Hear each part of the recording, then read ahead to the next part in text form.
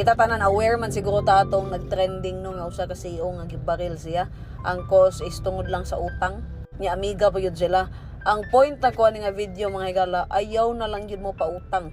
Kay instead nga mutabang mo, kamo pa'y maalaot pag abot sa panahon. Kay karong panahon na, ang kanang nangutang o paninglo ni mo na, mao pa'y isog kaayo.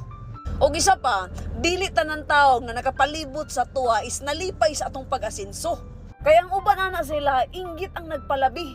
Ang uban magatik-atik na si mo proud kay ko sa imuha, pero deep inside, naguot ng duga na tungod sa kasuya sa imuha. So dili tanan malipayon sa tuwang pag-success. So importante mga higala no nga mag-set gyud tag boundaries bisag unsa na to kasuod ang tao.